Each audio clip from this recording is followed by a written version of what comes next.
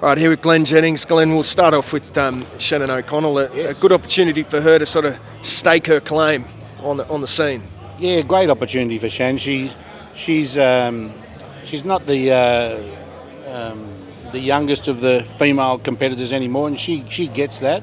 But what comes with that maturity is a ton of experience, and this is an absolute clanger. You've got somebody that's just come into the sport at 6 fights versus someone who's had almost 30 and multiple world tours and multiple world titles. So I really do think that this is an opportunity for Shannon to put it all on display tomorrow night.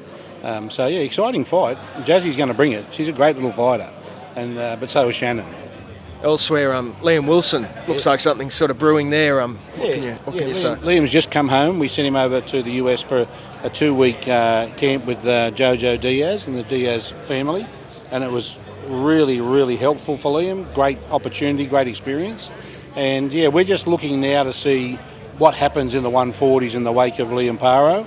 And, you know, kudos to Liam and his team for going over there and didn't get the bananas, but it doesn't change my opinion of him. He's a terrific fighter. He'll be back. But let's see what happens now at 140 in the weight division and what opportunities come from that. Now, we saw Tim Tszyu here today. First time we've seen him since his disappointing defeat a couple of months ago. First time we've spoken. How do you reflect on that fight? Oh, look, we did that for a reason. I think on the back of such a devastating loss for Tim, it was right to let him have some time to reflect and stay away. So Matty and I just said, look, as far as I'm concerned, straight after the fight, December we'll have a chat, which we did, and then of course today was the opportunity to have everyone together. It was a tough night for everybody. The good part about it is that Tim came through it medically okay. All his scans and MRIs are fine, so health-wise he's terrific. Mentally he's good to go, and he'll get back on the horse. He'll dust off and get back on the horse. And I think I've said it a few times now, there's not really a lot you can do when you get caught with such a bell ringer so early. You're literally in survival mode, and Tim accepts that, and so we put that one behind us, and as part of that learning experience. Now, there's been some critics saying that you guys overlooked Bakhram and this, that and the other, but we spoke and you guys knew how good he was. Yes. But as a manager, you had to talk about the future. How do you sort of reflect on those sort of comments and statements? No one can deny that it's a very difficult balancing act when you're the only one within the group that has that access to your fighter, who you know is already focused on what's directly in front of him. You still got to find some way of managing to communicate with your fighter what's going to happen, where we're going to go. Unfortunately, on the Murtazaliev camp, Tim had to carry all of the media. 99% of it, because Bakhram didn't contribute in any way, shape or form. And sometimes it felt like we were talking too much about what was next rather than Bakhram. But what can you say about Bakhram? There's no discussion. There's no back and forth. We're fighting that guy this Saturday night, but that was it. There was nothing to discuss. And I actually a couple of times made a point that we can't keep putting Tim up for the same thing over and over and over again, but just because Bakhram can't communicate. But it is what it is. It's part of being the manager, and the manager's always in that tedious position of looking after the fighter's welfare, trying to keep the promoter happy, trying to certainly make sure that the people know what's going on, and it all had to come from Tim. We saw Costa there during fight week. How did that dynamic play out? Did it help? Did it hinder? How do you reflect on that one? Look, if I'm going to be honest, brutally honest with you, I think it was okay for the visit. I don't think it helped in any way in terms of the preparation, because for the 4 days he was there, he did mostly media, and Tim continued on without his father, with his training with Igor, which is how it should be. I'm not a big believer in changing too much up, and we had some distractions we lost our cut man the night before he was due to fly out, so there were some other distractions, and certainly no excuse, but it was great having Cos there. It's always good to have him there, but I don't think it was positive or negative, if you get my drift. It was nice for him to be there.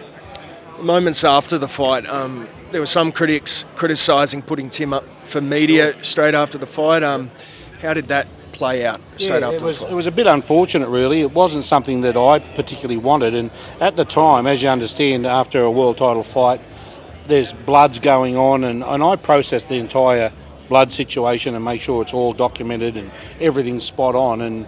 And literally before I knew it, Tim was out the door and around the corner, and he was there, and so I got across to him. But we called it up pretty quick. He should not have done that interview. That's the reality. He wasn't well enough to do that interview, but it happened, and it was probably just a matter of not enough hands on deck to handle everything that was going on in the dressing room, along with the emotion and the mum and the dad and all that stuff that goes with it. There was a lot going on, and I sort of feel a bit guilty because it's my job to make sure that doesn't happen, but I was up to my neck in other stuff right at that moment that he got up and walked. What was, the emotions after the fight? What did Kosh say to Tim? How did he feel about the performance? Not a lot, mate. Koz is a very proud man. He didn't have a lot to say. He spoke to Tim briefly, and Tim was at that stage still not feeling all that well or overly responsive to any of it. We just basically sat him down and said, relax, let's do what we need to do. And I went off and done my thing, and some others went off and done their thing. And from then on, I got Tim straight out of there from that press conference, took him up to the hospital, precautionary scans, which is what you do. Stayed up there with him for quite a few hours, got everything done, and the doctors were terrific, and they gave him an all clear. And of course, as soon as we got home, we waited the appropriate amount of time with Dr. Bill steering the ship, and Tim had the follow-up MRIs, and so he was perfectly healthy, but still devastated, as you would expect from Tim, who's such a perfectionist, devastated that he didn't win. Will there be any changes to the team moving forward? That there's been so many people saying, Tim needs a new team. I'm not really sure. Look, people will criticise from a distance. That's part of sport. When the Rabbitohs are winning the comp, everyone loves them. When they have a bad game, it's get rid of the coach and get rid of everybody.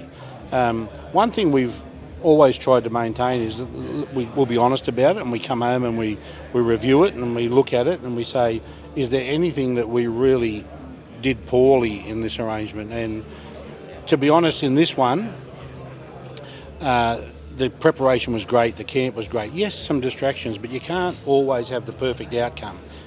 Like we said, we lost our cut man through an appendicitis surgery the night before he was due to leave. I don't think we'll make any changes apart from just making sure that the right people are there on the night. And that's a juggle. As we said, you can sometimes come apart there. But we'll look at everything. We'll look at, some of the training stuff. Will we do camps as long as we've done in America? Probably not. Quite excited about the fact that we're going to put Tim back on the Australian stage and maybe bring them to us. I'm excited about that because while the American camps have advantages, they're also very tedious, and you're a long time away from home. So let's see. I don't see any personnel changes. In fact, we'll probably revert back to the crew we had for 24 straight wins. So, and they're all here in Australia. So lessons learnt in everything. You never stop learning in this job, myself included. It's part and parcel. None of us are perfect at what we do, but we do our very best. Last one, moving forward next year, Yep. What's the most likely? You said bring him back here. Obviously a fight here, Michael Zarafa is always going to be there. There was talk Nikita could fight him. Tim said up there, don't mention his name. Yeah. How do you see Tim's 2025? Always, since the Newcastle debacle, Tim has always said, I won't entertain that guy. And he doesn't really discuss it. It comes up often because it's a talking point in boxing, and I get that. And it's one of those fights that quite possibly a lot of people would love to see. I don't believe we'll see it, but I'm quite comfortable with younger brother going in with Michael at some stage. Now, Nikita's got some great options that we're entertaining right now. So nothing's going to happen for Michael with the Tszyu family in the immediate future, but it could happen for Nikita and Michael at some stage. But for Tim, I think we're well past that. And Tim back in April. I think all going well. Back in the gym mid-January with Igor, and I think if we set ourselves a realistic goal for a very good quality fight for Tim here in Australia, April would be great. Just one last quick one. Nikita, where is he? He's been in Peru, in the mountains of Peru, up in the clouds, living in a treehouse and living on dirt and carving out canoes and God knows what with Nikita. He's just probably running around with one leaf over his privates, and that'd be all he'd be wearing. He's the funniest bloke on earth. But Nikita, that's his thing. He loves that freedom and he loves that opportunity to, sort of drift back into a very simple lifestyle. And he's back now. He's good. His hand's feeling better. He'll be back in the gym as early as this week. And I would expect that we would have Nikita back in the ring in March. Beauty. Appreciate it, mate. You're always welcome, mate.